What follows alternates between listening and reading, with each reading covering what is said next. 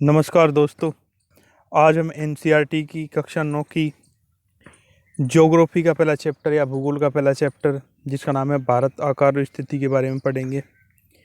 तो अब हम इसमें देखेंगे कि भारत का आकार कैसा है, कि उसकी बनावट कैसी है, और दूसरी चीज़ स्थिति, कि पूरी दुनिया में या पूरे विश्व में या पूरी पृथ्वी में भारत की स्थिति कहाँ पर है या कहाँ पर इसकी लोकेशन है, उसके बारे में हम पता करेंगे। लेकिन उससे पहले हम थोड़ी छोटी मोटी चीज़ों को जान लेते हैं, बेसिक चीज़ों के बारे में।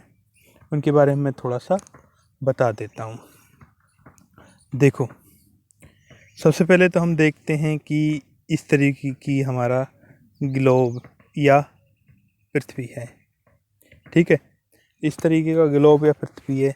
इसमें कुछ रेखाएं खिंची हुई हैं, कुछ इस तरीके की खिंची हुई है। ठीक है, और कुछ इस तरीके की जो रेखाएं खिंची हुई है, जो इधर से दाएं से बाएं रेखाएं खिंची हुई है, इन्हें बोलते हैं हम अक्षांश। ये नोट करना है। उसके बाद में बेसिक चीज़ें हैं चैप्टर शुरू करने से पहले। ठीक है, ये अक्षांश हैं सारी रेखाएं। अब ये जो सबसे 0 डिग्री है, इसे कहते हैं भूमध्य रेखा। आप इन्हें नोट कर सकते हो। अगर नोट नहीं करोगे तो समझ में नहीं आएगा। भूमध्य रेखा या 0 डिग्री को कहते हैं भूमध्य रेखा या विषुवत वृत्त। ऊपर है 23.5 डिग्री, इसे कहते हैं कर्क रेखा। ठीक है, कर्क रेखा 23.5 डिग्री। ये ऊपर 66.5। ठीक है, यहाँ पर है उत्तरी ध्रुव।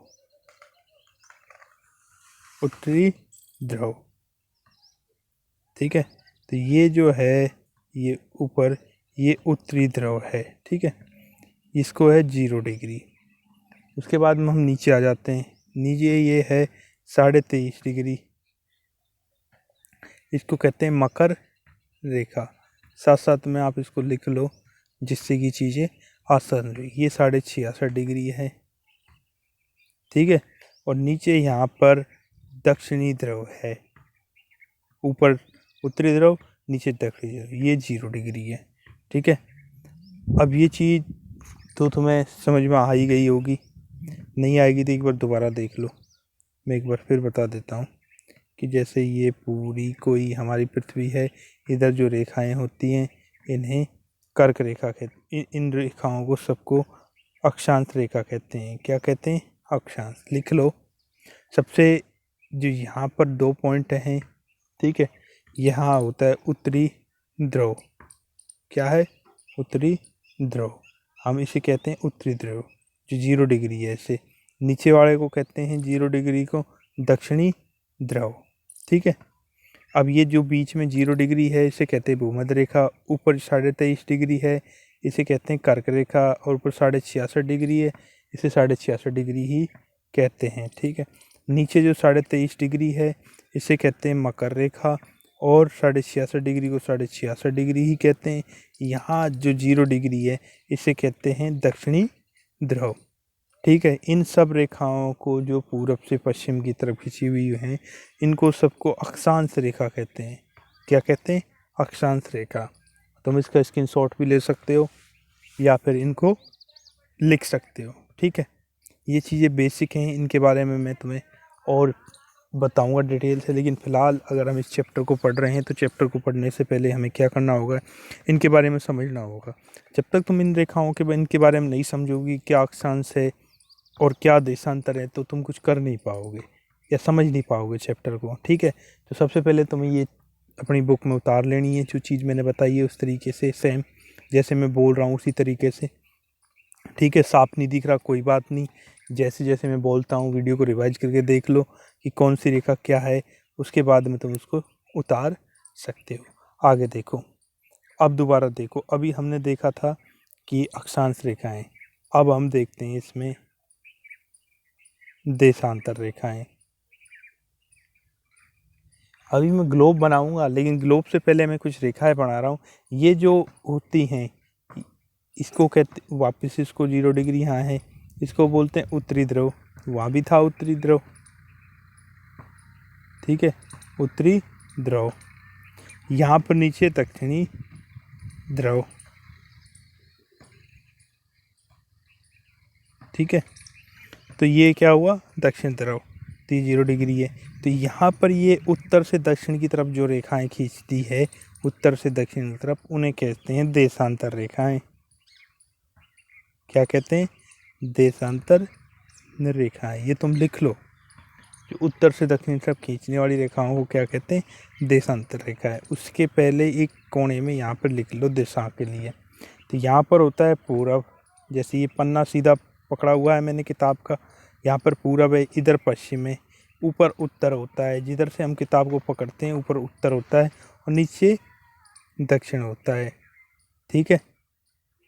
तो अभी इस किताब में देखो, इधर ऊपर उत्तर है, ठीक है, इधर उत्तर है, इधर दक्षिण है, इधर पूरब है और इधर पश्चिम है। तो देख सकते हो जैसे हमने किताब पकड़ी हुई है, ये उसी हिसाब से इधर पूरब, इधर पश्चिम, इधर उत्तर, इधर दक्षिण। तो इस तरीके से तुम देख सकते हो। ये भी लिखना है तुम्हें, ठीक है। इसके बाद में चैप्टर स्टार्ट करेंगे। पहले अभी हम बेसिक चीज़ों के बारे में जान रहे हैं। इस चैप्टर को हम लगभग 2 दिन में फिनिश करेंगे, क्योंकि ज़्यादा लंबा वीडियो हो जाएगा, ज़्यादा लंबा करेंगे नहीं हम। क्लास में भी 2-3 दिन में ही फिनिश होता है ये, यहाँ पर भी हम 2 दिन में करेंगे। तो अभी पहले बेसिक चीज़ें जो मैंने लिखवा रहा हूँ, इनको बारे में सबसे पहले कॉपी में लिखना है। पाठ पढ़ाने से पहले ये चीज़ें क्लियर होनी चाहिए, ठीक है। अब देखो, अब तुम्हें दिशाएं के बारे में पता चल गया। अब थोड़ा सा एक बार दोबारा देख लो कि पूरा ग्लोब किस तरीके से बनेगा, उसके बारे में भी जान देते हैं। देखो, अभी हमने यहाँ पर ये बताया था, ये बिल्कुल बीचों बीच में एक रेखा है 0 डिग्री, जिसे कहते हैं भूमध्य रेखा। यहाँ पर 23.5 डिग्री कर्क रेखा, 66.5 डिग्री, ठीक है। यहाँ पर नीचे 23.5 डिग्री मकर रेखा, फिर 66.5 डिग्री, और यहाँ पर दक्षिण ध्रुव, ये उत्तरी ध्रुव, ये उत्तरी ध्रुव, ये दक्षिणी ध्रुव, ठीक है। तो ये दोनों चीज़ें हो गई। अब ये सारी रेखाओं को कहते हैं हम, क्या कहते हैं, सारी जितनी भी पूरब से पश्चिम है, इन्हें कहते हैं अक्षांश, ठीक है, पहले बता दिया था। अब इसके यहाँ पर इस तरीके से ऊपर से भी रेखाएं कुछ खींचती हैं, ठीक है। इन जो ऊपर से रेखाओं को खींचने वाली रेखाओं को हम कहते हैं देशांतर। क्या कहते हैं, देशांतर रेखा। अब इस तरीके की जब ये पूरी हो जाती हैं रेखाएं, तो ये चीज़ ग्लोब बन जाता है। क्या बन जाता है, ग्लोब। अब इसको पूरे को कहते हैं हम ग्लोब, ठीक है। अब ग्लोब में तुम्हें रेखाएं पता चली गई कि कौन कौन सी होते हैं, अक्षांश किसे कहते हैं, देशांतर किसे कहते हैं, ये भी बता दी होगी कि यहाँ पर ये 0 डिग्री, यहाँ पर 23 डिग्री है, तो 1 2 3 4 5 यहाँ 23.5 तक होगी या 66.5 तक होगी। यहाँ तक पहुँचने में 90 डिग्री होती है। 90 डिग्री कौन सी होती है, 0 नहीं, 90 डिग्री, ठीक है। उत्तरी 90 डिग्री, यहाँ 0 थी, ये यहाँ तक 90 रेखाएं होती हैं। ऐसी कितनी रेखाएं होती है, 90, ठीक है। अब वैसे ही 0 से यहाँ तक दक्षिणी पहुँचने पर भी यहाँ पर भी 90 होती हैं। कितनी होती है, 90। अब इसी तरीके से ये भी रेखाएं होती है। अब इनमें हमको देखना है कि भारत की स्थिति के बारे में भी पता लगाना है, तो किस तरीके से लगाएंगे। जैसे जनरली अभी हम एक चीज़ देखते हैं कि जनरली, ठीक है, देखो जैसे इस तरीके से,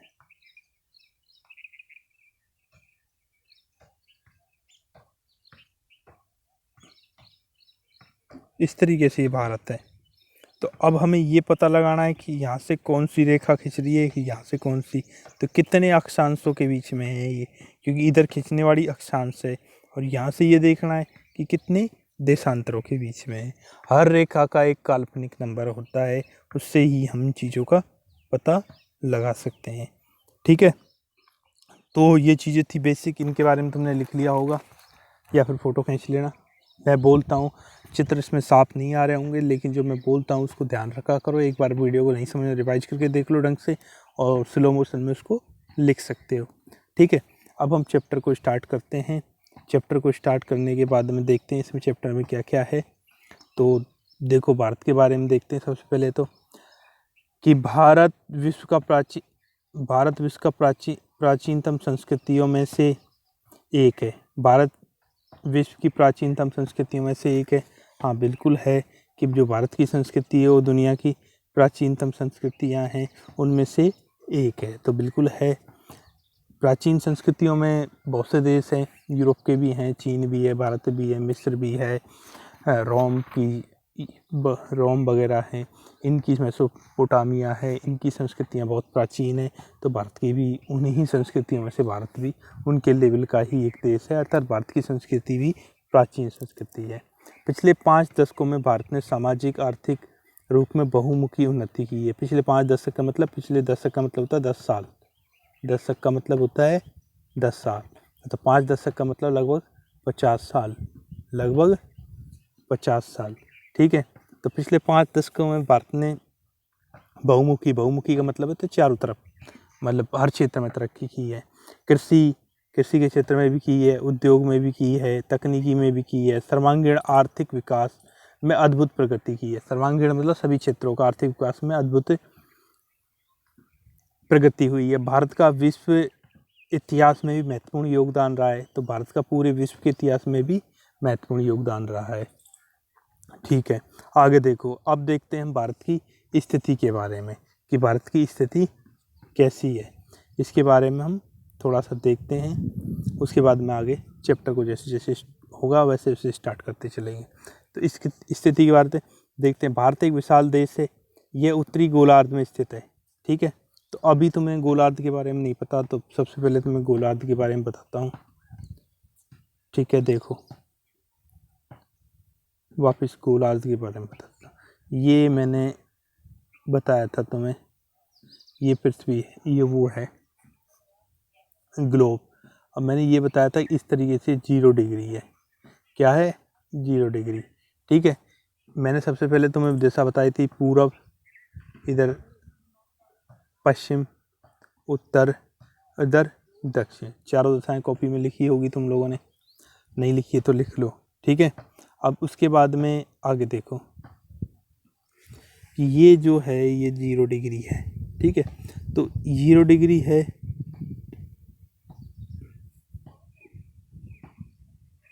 अब देखो ये उत्तर दिशा की तरफ है और ये उत्तर, तो ये आधा गोला ऊपर का, आधा गोला नीचे का, आधा होगा। अगर इसको बीचों बीच से काट देते हैं तो इसको कहते हैं उत्तरी गोलार्ध। गोलार्ध का मतलब आधा गोला, और इसको बोलते हैं दक्षिणी गोलार्ध, मतलब ये आधा दक्षिण का गोला। ठीक है, तो उत्तरी गोलार्ध पूरे गोला है, ये गोले को अगर आधा कर दिया तो ये ऊपर का उत्तरी गोलार्ध। गोलार्ध का मतलब होता है, देखो एक मिनट, गोलार्ध,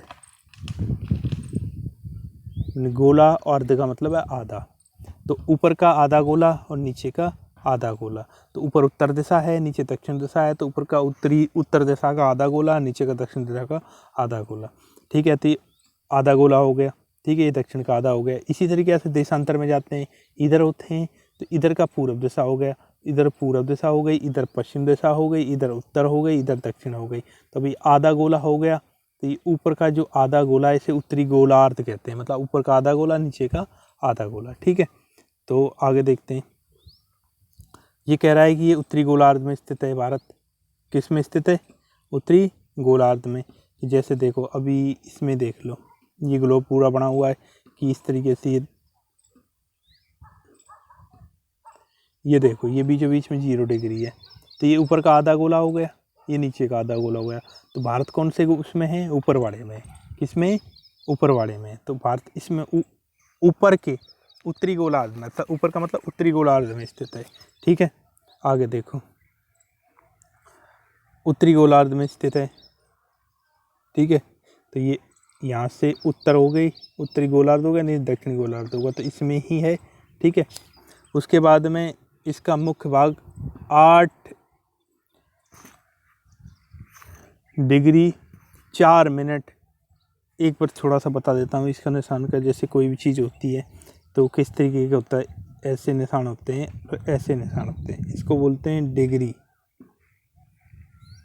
एक मिनट, पढ़ने में देख लेना, इसको बोलते हैं डिग्री, लिख लेना, ये लिखनी है से डिग्री, इसको बोलते हैं मिनट, इसे बोलते हैं सेकंड।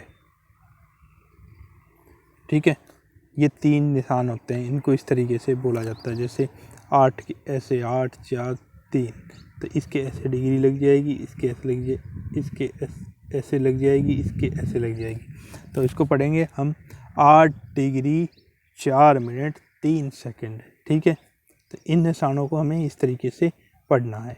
ठीक है, तो इसको तुम कॉपी में नोट डाउन कर लो, लिख लो कि किसको क्या होता है, किसको क्या बोलते हैं। ठीक है, आगे देखो, तो इसका मुख्य भाग 8 डिग्री 4 मिनट उत्तर से 37 डिग्री 6 मिनट उत्तर अक्षांश तथा 68 डिग्री 7 मिनट पूर्व से 97 डिग्री 25 मिनट पूर्व देशांतर तक का है। तो अब देखो कैसे देखेंगे इसको हम। अभी मैंने बताया ये 0 है, तो यहाँ तक पहुँचने में 15 का है ये। ठीक है, या 23.5 पे बताया था मैंने, 23.5 पे कर्क रेखा है, तो यहाँ पर 15 है, तो 15 लाइन होगी, 1 2 3 4 5 6 7 यहाँ पर 15 डिग्री पहुँच रही है, आपको पहुँच रही होगी। देखो एक मिनट, अभी दिखा देता हूँ तुम्हें। देखो ये 0 डिग्री है भूमध्य रेखा। ठीक है, दिख रहा है ये, इससे यहाँ तक 15 पहुँच रही है। तो यहाँ पर 1 2 3 4 5 6 7 8 9 10 11 12 13 14 15, यहाँ तक 15 हो गई, तो 15 लाइन है ये। ठीक है, तो यहाँ पर जो ये लाइन जा रही है, जो बिल्कुल यहाँ से जा रही है, तो ये है 8 डिग्री 4 मिनट, 8 डिग्री 4 मिनट पे। ठीक है, तो ये जो यहाँ से जा रही है ये 8 डिग्री 4, वैसे ये ऊपर तक पहुँची। ठीक है, ऊपर तक पहुँची। अब ऊपर तक पहुँचने के बाद हम बिल्कुल यहाँ पे देखो, तो इसके बारे में भी हम पता करेंगे कि कितने तक है। ठीक है, तो यहाँ से देख लो, यहाँ से ये यहाँ से ले, सॉरी इधर देखो, ये यहाँ से लेके यहाँ तक, तो ये यहाँ से है 8 डिग्री 4 मिनट से ऊपर तक है 37 डिग्री 6 मिनट तक। तो ये हमें किस में आ रहा है, अक्षांश में। मैंने बोला था कि इस तरीके की होती हैं वो रेखाएं, अक्षांश होती है। ठीक है, तो इतने अक्षांशों के बीच में कौन सी दिशा में, अभी बताया था कौन से गोले में, उत्तर में। कौन से गोले में, उत्तर में, क्योंकि यहाँ से आधा गोला हो गया, आधे का अभी बताया था ना मैंने कि ऊपर का आधा गोला, नीचे का आधा गोला। तो ऊपर कौन सी दिशा, उत्तर दिशा। तो उत्तरी गोलार्ध में, और है क्या, इधर लंबे खींचते हैं पूर्व से पश्चिम जिन रेखाओं को, उन्हें कहते हैं अक्षांश रेखाएं। ठीक है, क्या कहते हैं, अक्षांश रेखाएं। ठीक है, अब देखो, तो भारत को अगर लोकेशन करेंगे तो कैसे करेंगे, 8 डिग्री 4 मिनट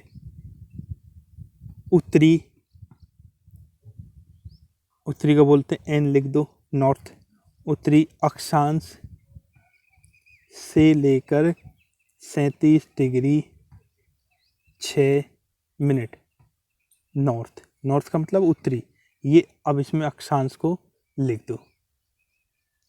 तो भारत कितने अक्षांशों के बीच में है, 8 डिग्री 4 मिनट से लेकर 37 डिग्री 6 मिनट तक। अब ये सारे ही अक्षांश है। अब नॉर्थ का मतलब है कि ये जो 0 ऊपर का आधा गोले में है, तो ऊपर का हिस्से में हम पता करेंगे तो ऊपर का नॉर्थ हो गया, तो ऊपर के आधे गोले में भारत स्थित हो गया। ठीक है, तो इन चीज़ों का पता रखना है। अब देखो आगे, उसके बाद में अब हम करेंगे अब दूसरी बात करेंगे। अब ये तो बात होगी अक्षांश की, अब करेंगे देशांतरों की बात। तो बताया था मैंने कि जिस तरीके से ये है, देखो ये है यहाँ से लेके यहाँ तक, ये तो मैंने बताया अभी बताया था पूर्व से पश्चिम रेखाओं को अक्षांश कहते हैं, और उत्तर से दक्षिण को क्या कहते हैं, देशांतर। तो कितने देशांतरों के बीच में है। अब देखो, जैसे ये आधा गोला ऊपर का हो गया उत्तरी गोला, नीचे का वो दक्षिणी, वैसे ही इस हिस्से को हम 4 पार्टों में बांट देते हैं। तो ऊपर का आधा होगा उत्तरी, नीचे का भी उत्तरी होगा, इधर का आधा पूर्व में होगा, इधर का पश्चिम में हो गया। ठीक है, तो अब इन चीज़ों को देख रहे हैं हम कि यहाँ पर कितने से कितने तक है। तो यहाँ पर देखेंगे, यहाँ से, जहाँ से गुजरात के यहाँ से 68 डिग्री 7 मिनट 68°7', ये देशांतर है। ये कौन सी दिशा में? पूरब का दिशा में, तो इसे बोल देंगे ईस्ट।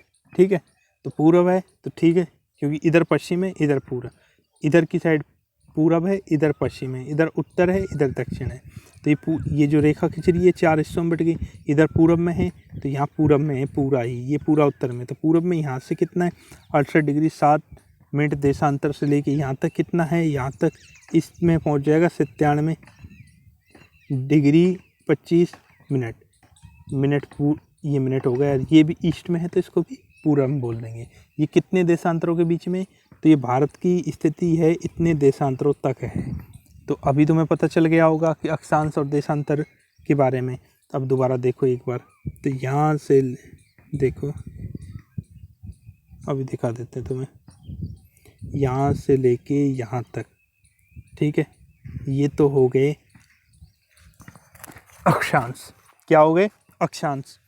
और यहाँ से लेके यहाँ तक ये क्या हो गए? देशांतर। दोबारा देखो, यहाँ से नीचे से लेके यहाँ तक ये तो हो रहे हैं अक्षांश, और इधर हो रहे हैं ये देशांतर। तो ये यहाँ से और यहाँ तक कितने का है? यहाँ से है 8°4', और ऊपर 37°6'। इतने देशांतरों के बीच में है। एन का निशान इसलिए लगा रहे हैं क्योंकि उत्तर में है ये, ठीक है। इतने तो ये अक्षांशों के बीच में। अब हम देशांतरों की बात करेंगे, तो देशांतर है 68°7' से पूरब दिशा में है तो ईस्ट कर देंगे। 68°7' से नीचे देखते हैं, 68°7' के बाद अब इधर की साइड देखते हैं, तो इधर है 97°25' तक। तो ये है देशांतर। तो अब हम इनको ये चीज़ को देख सकते हैं इस तरीके से कि कैसे कैसे अक्षांश और देशांतरों के बीच में भारत की स्थिति है। ये जो वीडियो इसको 2-3 बार देखना है। आगे देखो, कर्क रेखा 23.5° उत्तर में देश को 2 बराबर भागों में बांटती है। देखो, जो कर्क रेखा है वो देश को बराबर भागों में बांट रही है। कैसे बांट रही है? ये 0 है, यहाँ 23.5, 15 का बाद 16, 17, 18, 19, 23.5 हो गई। देखो, ये 23.5 ऐसे यहाँ पर हो गई 23.5। अब ये यहाँ से निकल रही है,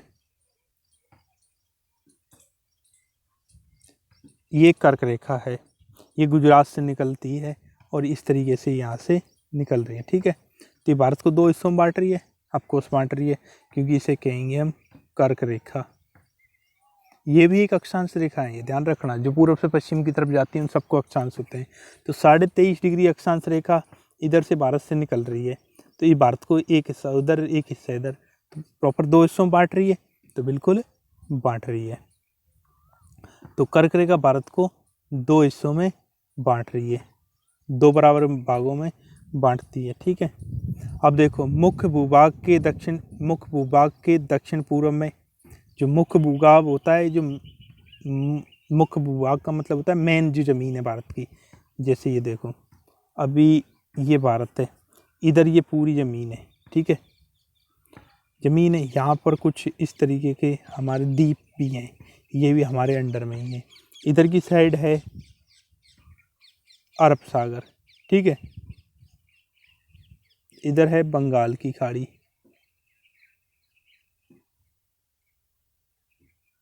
बे ऑफ बंगाल, और इधर अरब सागर।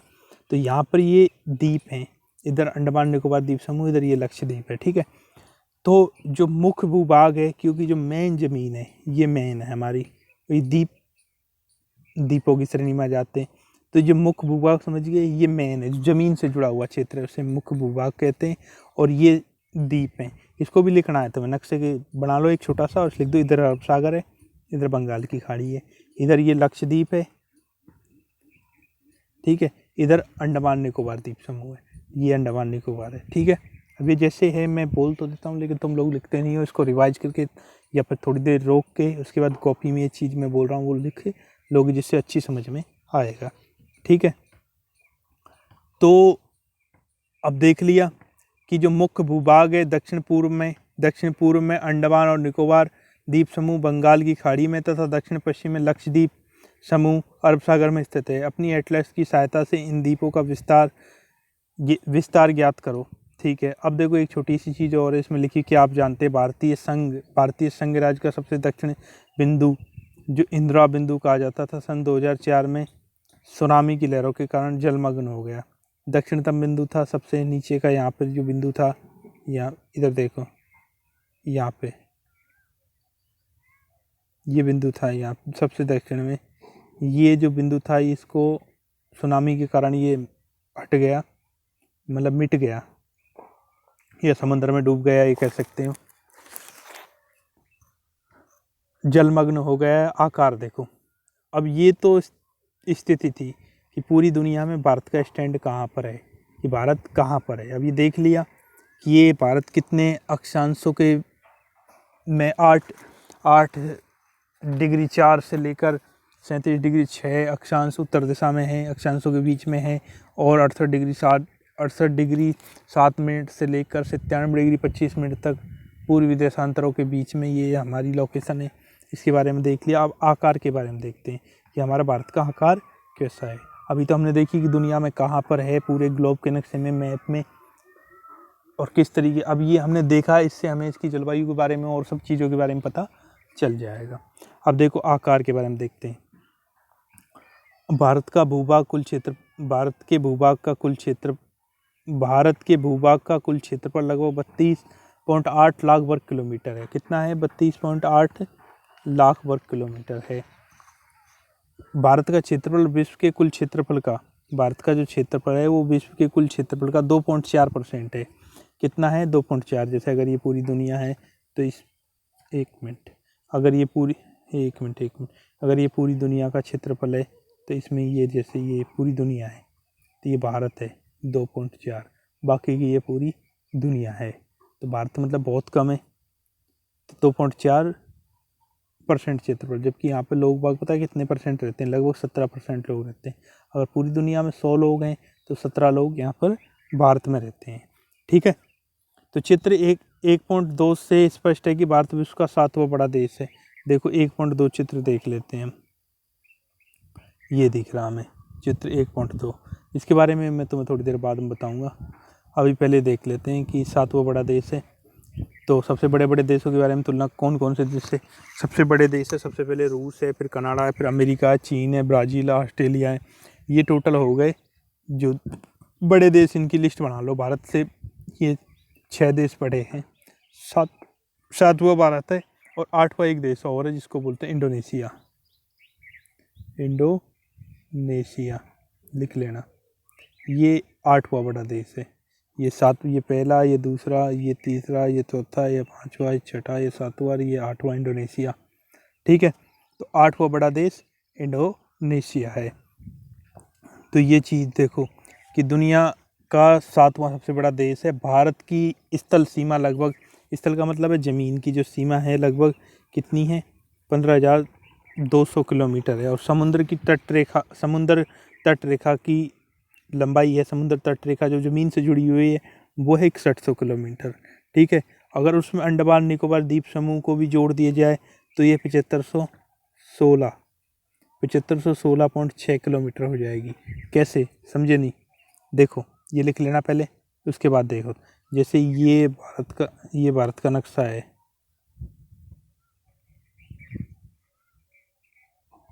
देखो ये नक्शा है, तो ये जो यहाँ से समंदर है इधर, ठीक है, तो पूरी सीमा तो है, स्थलीय सीमा 15,200 किलोमीटर। ठीक है, ये पूरी सीमा।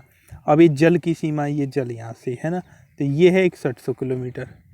ठीक है, और इसमें यहाँ पर हमारे द्वीप हैं, ये अंडमान निकोबार, ये लक्षद्वीप। अगर इनकी भी बाउंड्री को जोड़ दिया जाए तो टोटल होगी ये 7516.6 किलोमीटर। ठीक है, तो अंडमान निकोबार द्वीप समूह और लक्षद्वीप इन जुड़ने के बाद में ये इतनी हो जाएगी। ठीक है, आगे समझ में।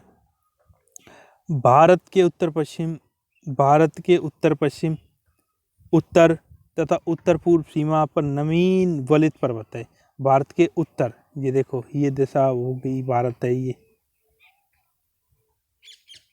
देखो नक्शा बन नहीं रहा क्योंकि चल नहीं रहा स्लाइड। ये इधर बताया मैंने दक्षिण दिशा है, इधर पूर्व दिशा है, इधर पश्चिम है, उधर उत्तर है। तो भारत के जो ये नक्शा है इसके यहाँ पर देखो, तो ये जो पर्वत है ये हिमालय पर्वत है। तो भारत ये सबसे नवीन वलित पर्वत है। हिमालय कौन सा है? नवीन और वलित है। इसके बारे में बात की जा रही है कि भारत के उत्तर पश्चिम, उत्तर तथा उत्तर पूर्व सीमा पर नवीनतम वलित पर्वत है। इसके दक्षिण का भूभाग उत्तर में चौड़ा है और 22 डिग्री उत्तरी अक्षांश से हिंद महासागर की ओर सकरा होता गया है। देखो यहाँ पे ये उत्तर में चौड़ा है, यहाँ पे चौड़ा है, ये सकड़ा हो गया, ये सकड़ा हो गया, ये सकड़ा हो गया, सकड़ा हो गया, धीरे धीरे और सकड़ा होता जा रहा है। तो इसके बारे में बात की गई है। इसके पश्चिम में अरब सागर तथा पूर्व में बंगाल की खाड़ी है। ये देखो ये पश्चिम में, ये सॉरी इधर पूर्व है, इधर पश्चिम में अरब सागर, ये मैंने बताया था, लिख लेना। ये बंगाल की खाड़ी है, ठीक है, ये बताया था मैंने। ये अरब सागर है, ये बंगाल की खाड़ी है। चित्र 1.3 में देखिए, अक्षांश और देशांतरों का विस्तार लगभग 30 है। तो ये तो मैंने बता ही दिया था पहले भी, चल दोबारा बता देता हूँ कि अक्षांश और देशांतरों का विस्तार कितना है।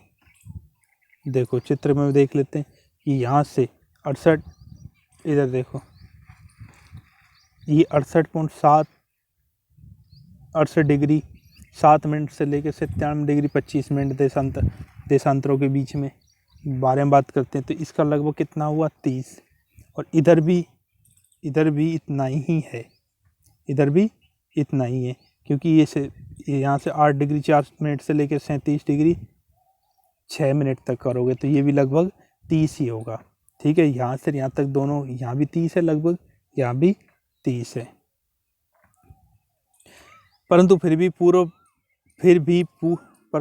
भी पूरा पश्चिम का विस्तार उत्तर दक्षिण के विस्तार की अपेक्षा कम प्रतीत होता है।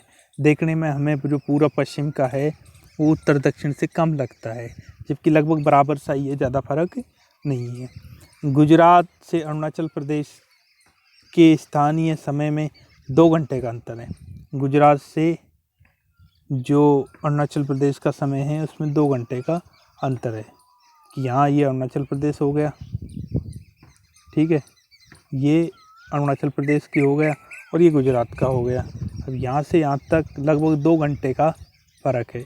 अब तुम्हें किस तरीके का फ़र्क है ये मैं तुम्हें अगले वीडियो में बताऊंगा कि इस समय हम किस तरीके से निकालते हैं। आज इस चैप्टर में इस पार्ट में हम पहले ये एक चैप्टर के बारे में पढ़ लेते हैं, उसके बाद मैं और चीज़ों के बारे में बताऊंगा। इसमें एक चीज़ और देख लो, कोई भी मैप बना हुआ होता है, जो निशान दिख रहा है, ये निशान तुम्हें दिख रहा होगा शायद। दिशा को हम किस तरीके से डिफाइन करते हैं या किस तरीके से पता करते हैं कौन सी दिशा है। कहीं भी इस तरीके का निशान हो, इस तरीके का निशान जिधर काला होके उधर ऊपर की तरफ हो तो ऊपर की दिशा होती है उत्तर दिशा। तो इसमें इधर उत्तर है तो इधर पूरब हो जाएगी, इधर पश्चिम हो जाएगी, इधर दक्षिण हो जाएगी। तो हम ऑटोमेटिक ही पता लगा सकते हैं, ठीक है। तो अब ये इसके बारे में देख लेते हैं, उसके बारे में। इस चैप्टर को थोड़ा सा है बड़ा हो जाएगा बहुत, क्योंकि 2-3 बार में इसे पूरा कर पाएंगे। इसके बारे में देख लेते हैं, उसके बाद में और चीज़ें बाकी के चैप्टर को कल बताएंगे। गुजरात से अरुणाचल प्रदेश में स्थानीय समय 2 घंटे का अंतर हो जाता है, ठीक है। 82.5 डिग्री पूर्व देशांतर रेखा को भारत का मानक समय बनाया है। कैसे इसको मानक समय किस तरीके से समझोगे तुम? ये देखो, ये पूरा देश है, यहाँ से यहाँ तक देशांतरों में करीब 2 घंटे का फ़र्क है। तो अब इस 2 घंटे में फ़र्क हो जाता है, यहाँ पर सुबह 2 घंटे पहले निकलता है सूरज, यहाँ पर सूरज 2 घंटे बाद निकलता है। तो इसको हम एक करने के लिए, पूरे देश में समय की काउंटिंग बिगड़े ना, इसके लिए हमने एक बीच का रास्ता निकाला। एक जो ये रेखा दिख रही है 82.5 डिग्री है, 82.5 डिग्री, इसको हमने ये निकाला है मानक समय, मानक रेखा माना है, इसको स्टैंडर्ड समय माना है। इसमें क्या है, ये है कहाँ से निकलती है, ये निकलती है इलाहाबाद से। इलाहाबाद की जगह है नैनी, इलाहाबाद में एक जगह नैनी, वहाँ से, या फिर मिर्ज़ापुर कह सकते हो, यूपी का मिर्ज़ापुर में, उस जगह से निकलती है। और इसको हमने मानक समय मान लिया, इसके अकॉर्डिंग ही दोनों तरफ हम समय को मानते हैं। यहाँ से ही हमें हमारी समय की गणना होती है। इसका जो है 82.5 देशांतर, इसको हमने माना है 82.5 देशांतर, ठीक है। इसके बारे में और डिटेल में बताऊँगा दूसरे वीडियो में। मैं अभी सिर्फ इस टॉपिक को देख लेते, छोटा सा टॉपिक है, इसको ख़त्म करते हैं, उसके बाद में आगे देखेंगे। तो मानक समय 82.5 डिग्री को माना है। जो मानक देशांतर है ये भारत का मानक यामोत्तर माना गया है, जो कि उत्तर प्रदेश के मिर्ज़ापुर से गुजरती है। अभी बताया मैंने, मिर्ज़ापुर या इलाहाबाद, नैनी दोनों एक ही बात है, वहाँ से गुजरती है। अक्षांश का प्रभाव दक्षिण में उत्तर की ओर दिन और रात का अवधि पर पड़ता है। जो अक्षांश है, इनका प्रभाव देखो दोबारा क्या लिखा हुआ है, उत्तर प्रदेश के मिर्ज़ापुर से गुजरती है। अक्षांश का प्रभाव दक्षिण से उत्तर की ओर दिन और रात की अवधि पर पड़ता है। तो ये किस तरीके का पड़ता है, ये मैं तुम्हें अगले वीडियो में बताऊंगा। अभी सिर्फ इतना ही देखो कि क्या चीज़ है ये। आकार के बारे में तुम्हें बता ही रहा हूँ मैं, तो ये आकार हो गया। अब देखो एक चीज़ और लिखी हुई है इसमें कि 82.82 पूर्वी देशांतर को भारत का मानक यामोत्तर क्यों माना गया। इसलिए माना गया कि दोनों साइड 2 घंटे का फ़र्क है। पूर्व पश्चिम दिशा में, अगर पश्चिम दिशा में हम देखेंगे, देखो इधर पश्चिम है, इधर पश्चिम है, इधर पश्चिम दिशा, इधर पूर्व दिशा है। तो इन दोनों में इतना फ़र्क है, करीब 30 देशांतरों का। अब 30 देशांतरों का एक फ़र्क है, एक देशांतर 4 मिनट का होता है, तो करीब 2 घंटे का फ़र्क हो गया। अब 2 घंटे के फ़र्क को अगर वहाँ सूरज पूर्व दिशा में, यहाँ पर सूरज 2 घंटे पहले निकलता है, यहाँ सूरज 2 घंटे बाद निकलता है, तो इसको यहाँ पर दिक्कत ना आए समय जोन में, हमारे समय में, टाइम में, कि यहाँ सूरज पहले निकलेगा, लोग सूरज के अकॉर्डिंग काम करने लग गए या बाद में करने लग गए। तो इस दिक्कत को मिटाने के लिए हमने एक स्टैंडर्ड या मानक समय चुना, और वो चुना 82.5 डिग्री पे। तो उसकी रेखा को हमने मानक मान लिया और इसके अकॉर्डिंग ही हम काम करते हैं, इसलिए ही 82.5 को मानक माना। ठीक है, आगे देखो, कन्याकुमारी और कश्मीर दिन रात की अवधि में अंतर क्यों है। तो इसकी अवधि के अंतर, क्योंकि यहाँ सूरज की जो किरण होती है वो तिरछी पड़ती है थोड़ा, उसकी अवधि के कारण ही थोड़ा सा फर्क आता है। तो इसके बारे में और अगला टॉपिक है, इसका अगला टॉपिक के बारे में बात करेंगे हम, भारत और विश्व है। तो भारत और विश्व में क्या है, किस तरीके से है, भारत की स्थिति क्या है, उसके बारे में हम अगली वीडियो में बात करेंगे, क्योंकि ये एक पूरा चैप्टर है, ये पूरा ख़त्म नहीं हो पाएगा एक में। तो इसका अगला पार्ट 2 लेके आएंगे, उसमें इसके बारे में बात करेंगे। ठीक है, तो ये जो पढ़ा है मैंने, इसको पढ़ना है और याद करना है। अगला चैप्टर के बारे में, या फिर अगला आधा जो चैप्टर है, इसमें आधा पार्ट 1 हो चुका है, जो अगला पार्ट है उसके बारे में हम कल बात करेंगे। ठीक है, धन्यवाद।